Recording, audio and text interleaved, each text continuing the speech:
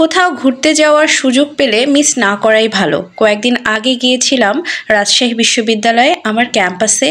অনেক দিন পর গেলাম, প্রায় বছর খানেক পরে। এর আগে গিয়েছিলাম প্রায় 5 বছর পরে, তারপরে গেলাম 1 বছর পরে। তো খুব কম সময়ের মধ্যেই মনে হলো যে গিয়েছি।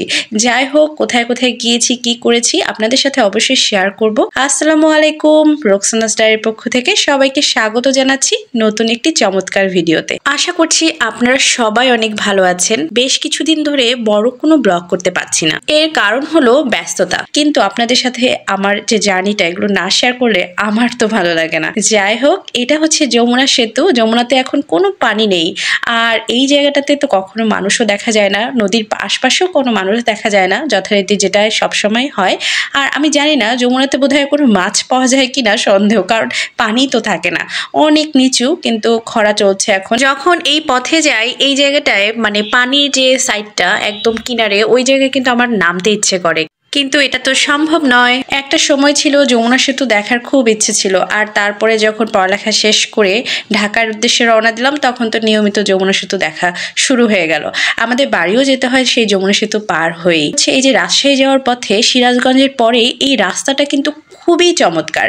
রাস্তাটা যেভাবে তৈরি করেছে সেটা কিন্তু খুব ভালো একটা চিন্তা থেকে তৈরি করেছে। প্রশস্ত রাস্তা, কিন্তু একটা সাইডে আবার লেয়ার করে দিয়েছে, যেখানে অটো বা ছোট ছোট গাড়িগুলো যাবে, আর মাঝখান দিয়ে যাবে এই বাসগুলো। অর্থাৎ একটা বাউন্ডারি করে দিয়েছে, তাতে কিন্তু এই যে কোনো ধরনের অ্যাক্সিডেন্ট বা বড় কোনো ধরনের সমস্যা থেকে অনেকটা সেফ থাকা যায়। এই জিনিসটা আমার কিন্তু খুবই ভালো লেগেছে। যাই হোক, আমরা পৌঁছে গেছি, আর পৌঁছে কাজলাতে নেমেছিলাম। খুবই ক্ষুধা লেগেছিল, কারণ আমরা অনেক ভোরে বের হয়েছি, আর পৌঁছাতে পৌঁছাতে দুপুর পার হয়ে গেছে। তো গিয়ে কাজলার মোড়ের এই হোটেলটাতে একটা সময় আমি খুব খাওয়া দাওয়া করতাম। তো এই হোটেলটাতেই বসে পড়লাম। মুরগির মাংস ভুনা, মাছ ভর্তা আর ডাল, এই 3 ধরনের তরকারি দিয়ে খুব মজা করে খেয়ে নিয়েছি। আর রাজশাহীর খাবার দাবার কিন্তু অনেক চমৎকার, অনেক ধরনের খাবার পাওয়া যায়, খাবার দাবারের মানও অনেক ভালো। ইনাও মজা করে খেয়েছে একটু। হঠাৎ করে দেখি তার হাতে একটা আংটি, কোত্থেকে যেন একটা আংটি পেয়েছে, হাতেও পরে নিয়েছে। যাই হোক, খাবার দাবার শেষে এই যে চাটা খাচ্ছি, আর চাটা খেয়ে যে কি ভালো লাগছিল, মনে হলো যে সারাদিনের ক্লান্তিটা চাটা একদম দূর করে দিল।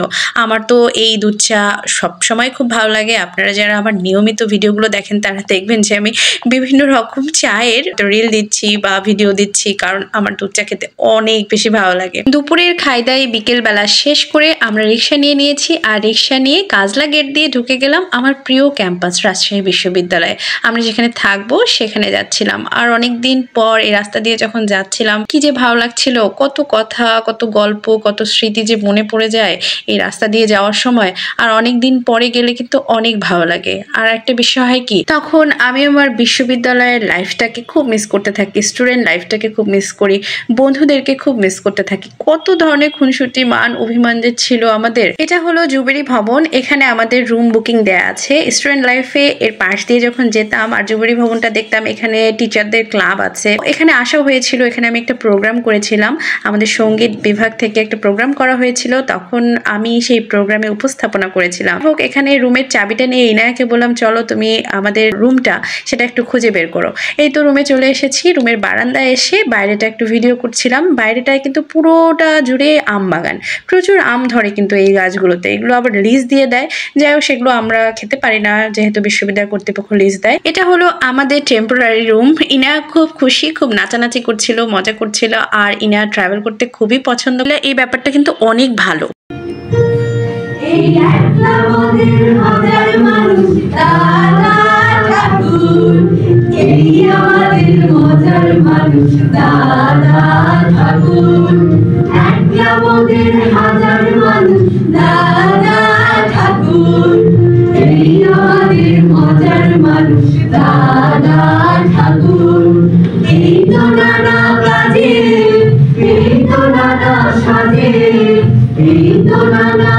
রুমে ফিরে একদম রেস্ট নেওয়ার সময় ছিল না, রেডি হয়ে বের হয়ে গেছি, ডিপার্টমেন্টে এসেছি।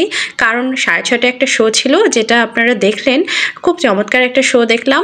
আর এটা হচ্ছে আমার নাট্যকলা বিভাগ। আর এই যে বিভাগটা দেখলে মানে কি যে মায়া হয়। তারপরে গিয়েছিলাম শহরে একটু ঘুরতে। শহরের রাস্তাঘাট এত চমৎকার, মানে আপনি যখন ইচ্ছে তখনই এই শহর দিয়ে রিক্সা করে ঘুরতে পারবেন। খুবই নিরাপদ একটা শহর বলা হয় এই রাজশাহী শহরকে। আর এই যে আমরা 3জন ঘুরছি, খুব ঠান্ডা লাগছিল রাতের বেলা, যেহেতু ঠিক সে সময় প্রায় 11টার মতো বাজে। আমরা যাচ্ছিলাম সিএনবি মোড়ে, সেখানে একটা মিষ্টি খাবো বলে। এই রাস্তাটা আগের মতোই আছে, মানে খুব একটা বেশি কিছু চেঞ্জ হয়নি বা গাছগাছালি।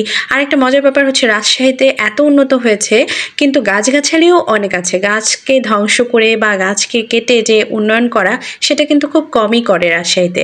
আর গাছগুলোকে রেখেই তারা রাস্তাঘাটটা করেছে। সিএনবি মোড়ের এই মিষ্টিটা আমাদের খুবই ভালো লাগে, মানে খুবই চমৎকার একটা মিষ্টি। তো এটা খেতে চলে গিয়েছিলাম, আমি অল্প একটুই খেয়েছি। খুব মজার একটা মিষ্টি, এটাকে বলা হয় স্পঞ্জ মিষ্টি। আর এই মিষ্টিটা অবশ্যই আপনি ওখানে গরম গরমই পাবেন, সবসময় আপনাকে এটা গরম গরমই তারা সার্ভ করবে। যারা রাজশাহীতে যাবেন কোনো কাজে বা ঘুরতে, অবশ্যই এই মিষ্টিটা খাওয়া মিস করবেন না। এরকম একটা বড় কড়াইয়ে মিষ্টিগুলো করা হয়, আর এই চুলার উপরে রেখেছে, যাতে আমার কাছে মনে হয় যেমন রান্নাটাও করেছে টাটকা টাটকা, আর গরমটাও কিন্তু চুলার উপরে রাখার কারণে গরমও আছে। মিষ্টি খেয়ে আমরা একটু হাঁটা দিয়েছি, আর হাঁটার পথে হঠাৎ চোখে পড়লো এই শাকগুলো। এগুলো হচ্ছে পদ্মা নদীর পাড়ের শাক, বিভিন্ন ধরনের ডালের শাক। ডালের শাক কাটা কিন্তু খুবই কঠিন কাজ, আমার কাছে মনে হয় খুবই কঠিন কাজ। কারণ আমি একবার কিনেছিলাম রাজশাহীতে থাকতে, কাটতেই পারিনি, মানে ওটা খাওয়া তো দূরের কথা, এত মিহি করে কাটতে হয় যে এটা আমার দ্বারা একেবারেই সম্ভব ছিল না। যাই হোক, পরে ওই শাক আর ওভাবে খেতে পারিনি যেভাবে খাওয়া দরকার। খালারা কেটে বিক্রি করছে রেডি টু কুক শাক। খেসারি আর কি? খেসারি। আরে চলো। এরপর রুমে ফিরতে ফিরতে প্রায় 12টার কাছাকাছি। আজকে এ পর্যন্তই, বাকিটুকু আগামীকাল শেয়ার করব। আল্লাহ হাফেজ।